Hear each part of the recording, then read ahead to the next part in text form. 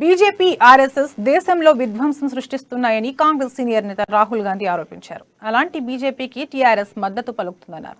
ఉభయ సభల్లో బీజేపీకి టీఆర్ఎస్ మద్దతుగా ఉందన్నారు. మహబూబ్ నగర్ జిల్లాలో రాహుల్ భారత్ జోడో యాత్ర కొనసాగుతుంది. ధరణి పోర్టల్ పై రాహుల్ కీలక కామెంట్స్ చేశారు.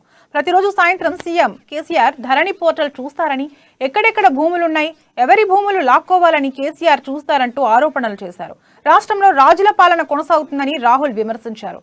తెలంగాణలో కాంగ్రెస్ అధికారంలోకి వస్తే అటవీ హక్కుల చట్టం పూర్తిగా అమలు చేస్తామని హామీ ఇచ్చారు. युवाओं से उनके दिल में जो है उसको हम सुनते हैं. రోజంతా కూడా తెలంగాణలో ఉన్నటువంటి అనేక మందితోటి లక్షలాది మందితోటి మాట్లాడడం జరుగుతుంది. తెలంగాణలో ఉన్నటువంటి తల్లులతోటి, సోదరీమణులతోటి, సోదరులతోటి, కార్మికులతోటి, రైతులతోటి, యువకులతోటి, విద్యార్థులతోటి అందరితో మాట్లాడి వారి మనసులో ఉన్న, వారి హృదయంలో ఉన్నటువంటి భావాలను అర్థం చేసుకునే ప్రయత్నం చేస్తున్నాము. 7-8 घंटे हम आपकी बात सुनते हैं और अंत में 15 मिनट हम अपनी बात रखते हैं. రోజు కూడా దాదాపు 6-7 గంటలు మీ